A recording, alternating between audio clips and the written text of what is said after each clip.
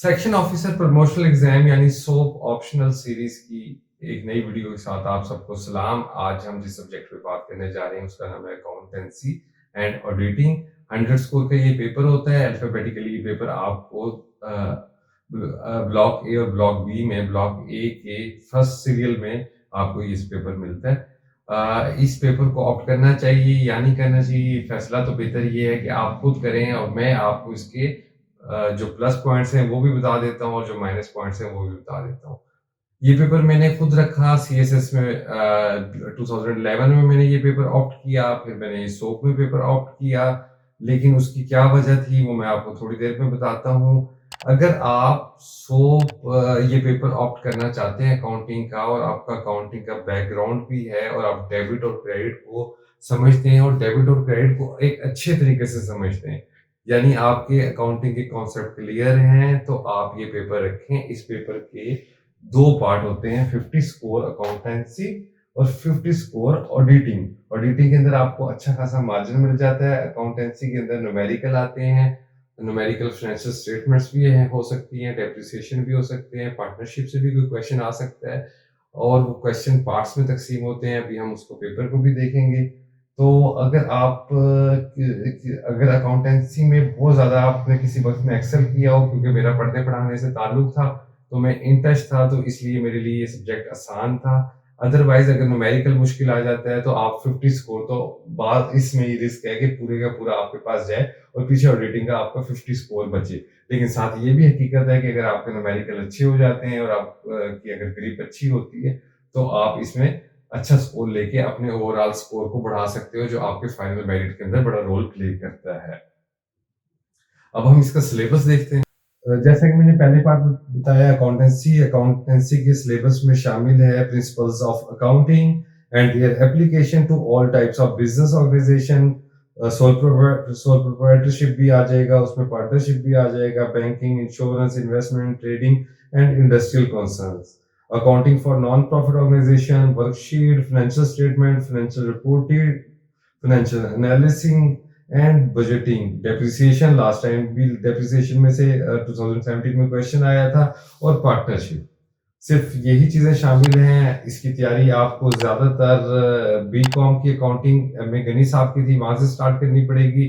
फिर आपको थोड़ा सा सीए का मटेरियल भी इस्तेमाल करना चाहिए।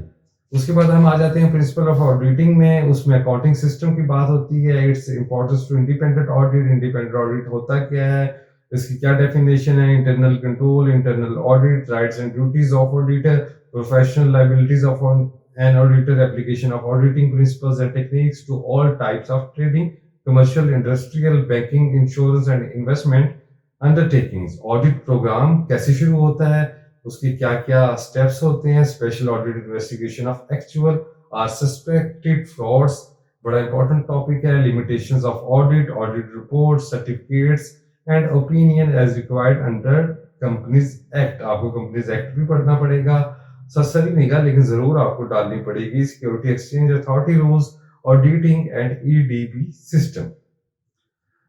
ये जो 50 स्कोर का है, इसकी तैयारी आप ख्वाजा अमजद सईद, इसमें इनके सजेस्टेड रीडिंग में भी शामिल है।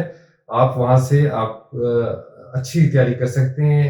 ये कदरे पहले वाले पार्ट की निस्बत मैं समझता हूँ कि आसान है और आप इसको आसानी से कवर कर सकते हैं।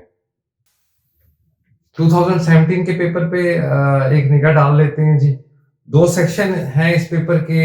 सेक्शन बी के अंदर ऑडिटिंग के 4 सवाल आते हैं, सेक्शन ए के अंदर अकाउंटिंग के 4 सवाल आते हैं। टोटल आपने 5 क्वेश्चंस करने हैं, और सेक्शन ए से आपको मिनिमम 2 क्वेश्चन करने हैं, या चाहे वो ऑडिटिंग वाला पार्ट हो चाहे वो अकाउंटिंग वाला पार्ट हो, यानी दोनों पार्ट से आपको लाजमन है कि 2-2 सवाल करने हैं, आप मिस नहीं कर सकते। और टोटल आपने 5 क्वेश्चन करने हैं। अगर न्यूमेरिकल का मुश्किल आ जाता है और ऑडिटिंग की आपकी अच्छी तैयारी होती है तो आप उसमें से अच्छा स्कोर खेल सकते हो। ये देखें, इसका पहला क्वेश्चन है जी, उसके अंदर रिक्वायरमेंट है कि ट्रांजैक्शंस को जर्नल में रिकॉर्ड करना है, फिर उसके लेजर बनाने हैं। इतना ज्यादा मुश्किल नहीं है। सेकंड क्वेश्चन जो आया है वो डेप्रिसिएशन से आया है, उसमें मोटर कार्स अकाउंट आपने बनाने हैं, डेप्रिसिएशन एक्सपेंस अकाउंट बनाने हैं, provision for depreciation on motor cars and disposal of assets account in ledger, जो कंपनी है मैसेज एबीसी। 30 सितंबर से 2007। तो क्वेश्चन जो 3 है वो थियरी का है।